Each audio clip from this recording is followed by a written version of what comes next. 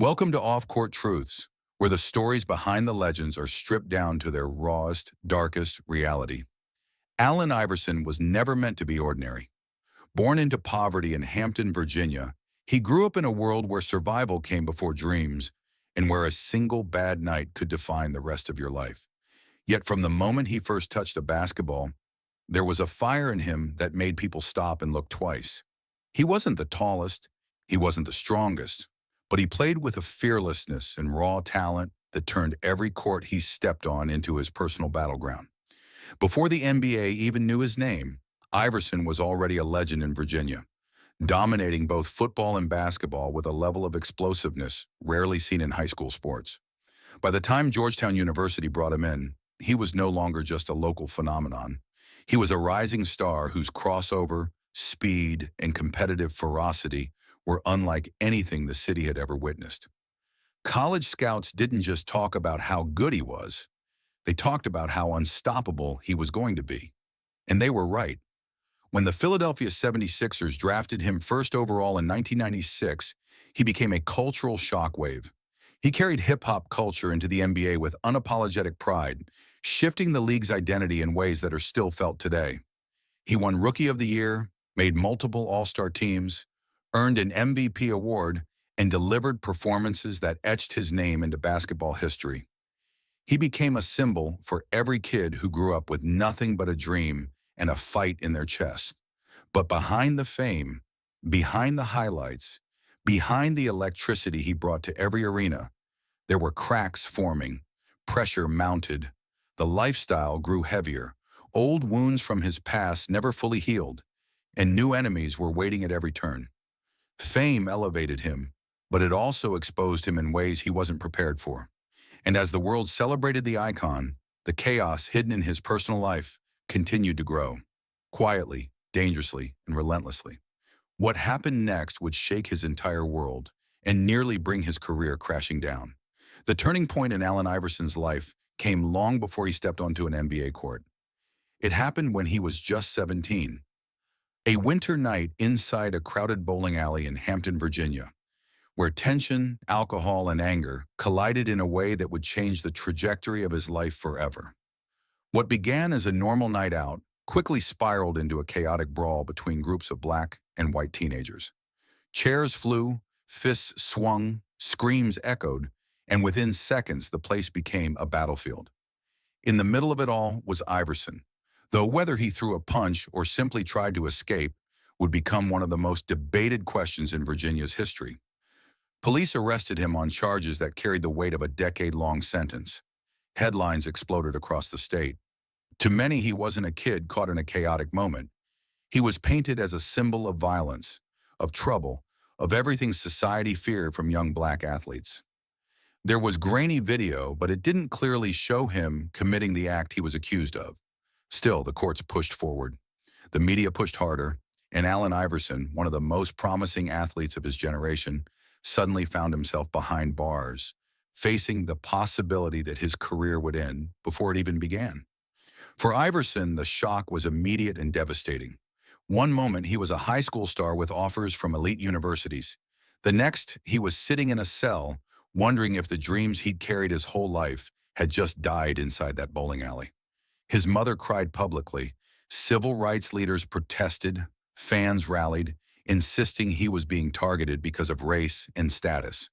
The case divided an entire community and drew national attention, placing a teenager under a spotlight hotter than most grown men could ever withstand. The controversy forced Georgetown to take a risk when they offered him a chance, despite the stigma surrounding him. It forced Iverson to carry a label he never asked for. It forced the NBA to later evaluate him as not just an athlete, but a figure wrapped in conflict and headlines. And though he was eventually granted clemency, the scar of that night would follow him for the rest of his life, shaping both how the world saw him and how he saw himself. This was the spark, the moment the chaos began to overshadow the talent. And it was only the beginning of the storm that would come to define the Allen Iverson narrative. In the early years with the Philadelphia 76ers, Iverson poured every ounce of energy into proving that he belonged. He attacked the rim fearlessly, scoring over players half a foot taller. He became Rookie of the Year in the face of a franchise desperate for a savior. But as his star rose, so did the scrutiny. Reporters questioned everything about him: his attitude, his friends, his music, his clothes. The league had never seen a player bring the aesthetics of hip-hop culture into the NBA so loudly, so unapologetically. And while countless kids admired him for it, many critics bristled. Instead of celebrating his influence, they targeted it. The tension between Iverson and authority figures began quietly at first. Coach Larry Brown wanted discipline, structure, and professionalism. Iverson wanted freedom, authenticity, and the space to be himself. Their relationship was a volatile tug-of-war, one moment full of mutual admiration, the next erupting in explosive disagreements. They were polar opposites, yet their dynamic created some of the best basketball Philadelphia had seen in decades. Iverson would drop 40 points on pure heart, but then skip practices, miss team meetings, or surround himself with friends who made headlines of their own. As the spotlight intensified, every misstep became a public spectacle. One missed practice turned into national conversation. A frustrated comment became a headline. A private argument became a leaked story. The media's narrative was simple: Allen Iverson was too defiant, too reckless, too unpredictable to lead a franchise. Yet on the court, he was unstoppable. He won the scoring title. He carried the 76ers deep into the playoffs. He earned the 2001 MVP award, one of the smallest players ever to do it, and took Philadelphia all the way to the NBA Finals against the powerhouse Los Angeles Lakers. That finals run should have been the peak of his legacy. Instead, it became the beginning of a complicated downfall. His success only magnified the chaos around him. Fame multiplied the pressure. The nightlife grew louder. His circle of friends expanded, not always with people who had his best interests in mind. Rumors swirled about his spending habits. Reports emerged of arguments at home. Journalists whispered about drinking, late nights, and a lifestyle that seemed unsustainable for an athlete carrying an entire franchise. The tension with Larry Brown reached a breaking point. Their disagreements spilled into press conferences, fueling debates about Iverson's professionalism. The practice rant, one of the most unforgettable moments in NBA history, became a symbol of that tension. What most people didn't know was that Iverson had just lost a close friend, and the pain was raw. But instead of compassion, the media saw opportunity. They replayed that clip endlessly, stripping it of context and turning it into a caricature of irresponsibility. Iverson wasn't just being criticized anymore. He was being mocked, dissected, and judged in ways that cut deeper than any loss on the court. As the seasons wore on, the cracks widened. The Sixers struggled to build a consistent team around him. Iverson felt the weight of carrying the franchise alone. He missed practices more frequently. Coaches grew tired of the excuses. Executives questioned whether he was still the leader they needed. The pressure at home mounted as well. Arguments with his wife made tabloid headlines. Police reports documented incidents that Iverson claimed were misunderstandings or exaggerated, but the damage to his image was undeniable. Eventually, the relationship between Iverson and the 76ers fractured beyond repair. The team that had once embraced him as their savior now saw him as a liability. Trade discussions floated through the press. Fans debated whether the franchise should move on. Iverson, who had once electrified the city, now found himself drifting further away from the place that had lifted him to superstardom. When the trade finally came, sending him to the Denver Nuggets, it was supposed to be a fresh start. Yet the chaos followed him. Though he still played at a high level, the discipline issues continued. The late nights continued. The pressure continued. His identity remained wrapped in conflict. Part hero, part villain, part misunderstood icon. And then came Memphis, a short, turbulent stint that symbolized just how far his career had fallen. No longer the unstoppable force he once was, Iverson struggled to accept a diminished role. The league had changed. Younger stars had arrived. Teams wanted structure, stability, predictability. Iverson brought none of those things. He brought heart, pride, and intensity, but not the adaptability the modern NBA demanded. One by one, doors that once opened easily now began to close. Teams moved on, Executives hesitated. The league that Iverson had helped shape was quietly turning its back on him. His final attempt to continue playing took him all the way to Turkey, a stark contrast to the roaring crowds of Philadelphia and the bright lights of the NBA Finals. Behind the scenes, the financial problems grew. Stories surfaced about lost money and poor investments. Reports claimed he had spent recklessly for years, unaware of how quickly wealth could disappear. Friends drifted away.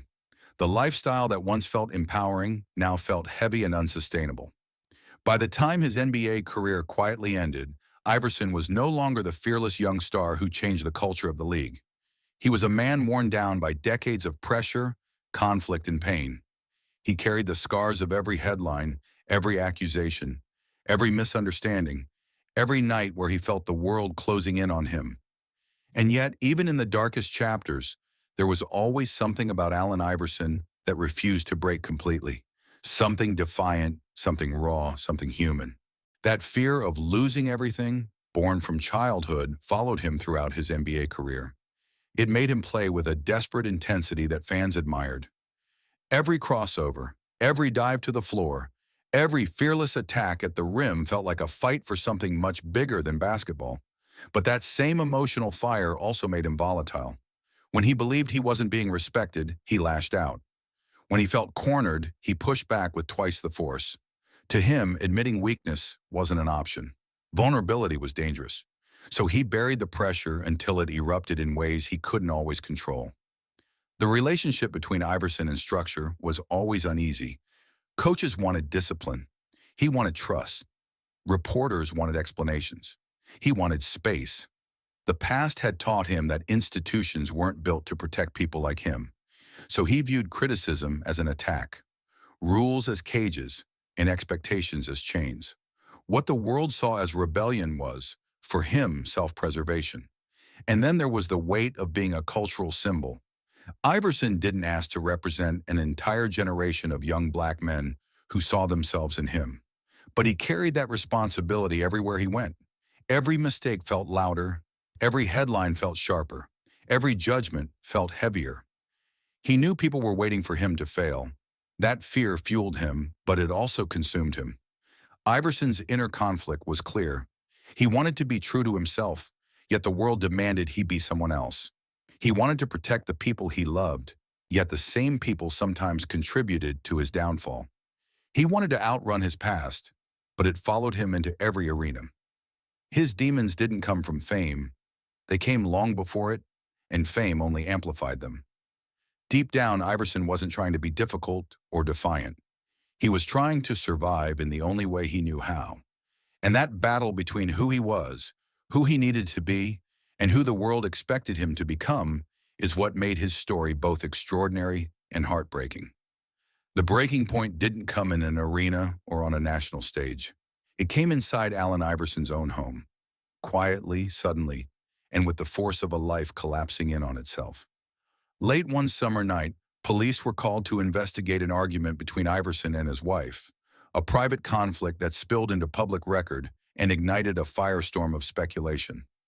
Reports circulated that Iverson had shown up at an apartment looking for her, angry, exhausted, and overwhelmed. Some accounts painted the scene as tense and volatile. Others questioned the accuracy of the details. But one thing was certain: the headlines were merciless. The story consumed the sports world. Commentators dissected every rumor. Analysts questioned his character. Fans who once defended him found themselves unsure. It didn't matter that the truth was more complicated than the reports suggested, or that many details were disputed. In the court of public opinion, the damage was immediate. The chaos that had simmered beneath the surface for years had finally erupted into something impossible to ignore. Iverson walked into press conferences looking drained, the weight of the world pressed into his shoulders. His voice, once sharp and defiant, carried a softness born from exhaustion. He wasn't fighting a rival team or a tough defender. He was fighting an avalanche of judgment, fear, and regret. For the first time, the bravest player in the NBA looked vulnerable. And the NBA, a league that had once celebrated his brilliance, began to distance itself. Executives grew cautious. Teams hesitated to offer opportunities. The controversy overshadowed his talent, overshadowed his MVP award, overshadowed everything he had sacrificed and achieved. In a league where perception dictated value, Iverson's image had taken a devastating blow. This was the moment everything converged. The trauma from his past, the pressure of fame, the conflict with authority, the scrutiny of the media, the strain on his personal life. It was as if every unresolved wound reopened at once. And even though Iverson stayed silent about many of the details, the pain was visible. The man who had once declared he feared nothing now seemed trapped by forces he could no longer outrun. It was the kind of moment that doesn't just hurt a career, it shakes a soul. The fallout from that period hit Allen Iverson with a force that even he couldn't shake off. Public trust eroded almost overnight. The same media that once praised his warrior spirit now framed him as unstable, irresponsible, and unfit to lead a team. Years of cultural impact and on-court brilliance were suddenly overshadowed by questions about his maturity, his lifestyle, and his ability to survive in a league that demanded structure and predictability. Teams across the NBA quietly backed away. Executives who once saw him as a franchise cornerstone began to view him as a risk. Offers that should have flooded in for a former MVP became scarce. He was traded, benched, and eventually phased out of roles he once dominated. His refusal to accept a diminished part only deepened the divide. The league had evolved, but Iverson struggled to adapt to the new expectations being placed on aging stars. His image, once electrifying and rebellious in a way that thrilled young fans, was now seen by many organizations as a liability. Financial strain made the situation worse. Years of high spending, maintaining a large circle of friends, and making costly decisions left him vulnerable. Reports surfaced about debt, legal filings, and disappearing fortunes. Many of these stories were exaggerated or taken out of context, but the perception took its toll. The public narrative became one of waste, collapse, and self-destruction, painting him as someone who had squandered generational wealth. On a personal level, the pressure took an emotional toll. The breakdown of his marriage, the scrutiny of his relationships, and the constant public judgment made it harder for him to find stability. The walls that had once protected him, his confidence, his intensity, his defiance, began to feel more like barriers trapping him inside a life that seemed to be shrinking. The final blow came when he realized that NBA teams were no longer willing to take the chance on him. Not because he lacked talent, he still had flashes of the brilliance that defined his prime, but because franchises didn't want to carry the weight of the controversy that followed him. The league had quietly closed its doors, and for a man who fought every battle as if it were life or death, there was no pain sharper than being told that the fight was over. Iverson wasn't defeated on the court. He was worn down by the consequences of a lifetime of conflict, some of it self-inflicted, some of it beyond his control. And as he stepped away from the NBA, the world realized something it had ignored for years. Allen Iverson wasn't a myth. He was a human being who had been fighting battles long before fans ever saw him play. His first steps toward redemption were quiet. He repaired relationships that had fractured under the strain of fame. He reconnected with his former coach, Larry Brown, forming a bond grounded not in conflict but in mutual respect and understanding. Brown, once his harshest critic, now became one of his strongest advocates. Their reconciliation spoke volumes. It showed that growth had occurred on both sides and that the fire between them had always been rooted in something deeper than tension. It was built on belief. Iverson also became more open about his struggles, acknowledging the mistakes he had made and the pain he had carried. He spoke candidly about the pressures of fame, the difficulty of adapting to the expectations placed on him, and the emotional battles he fought behind closed doors. For a man who had spent most of his life guarding his vulnerabilities, this honesty felt like a breakthrough. Fans saw not the defiant superstar, but the human being behind the legend, the man who had endured more than most people ever knew.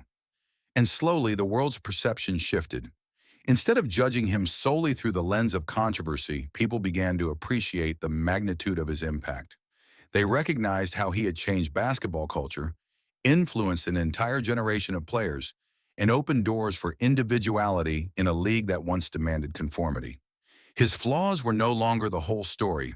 They were part of a larger tapestry, one woven with brilliance, ambition, pain, and resilience.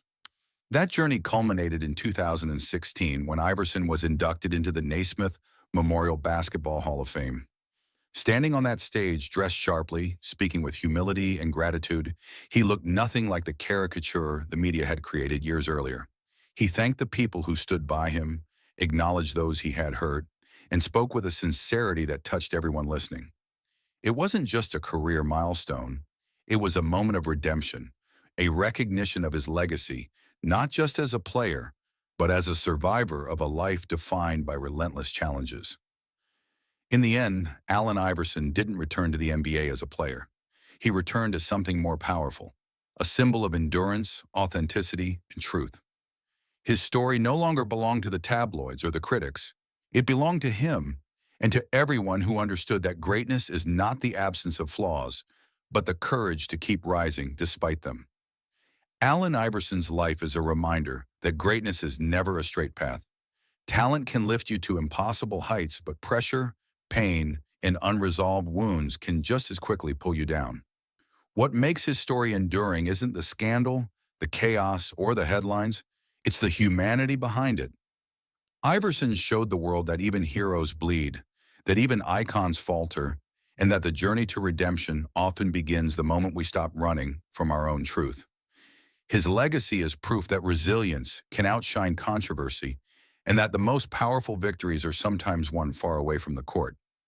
Thank you for watching this journey into the life behind the legend. If you want to uncover more untold stories and the hidden truths behind basketball's biggest names, let us know who you want to see next. Your comment might shape the next deep dive into the dark, the raw, and the real. Only here on Off Court Truths.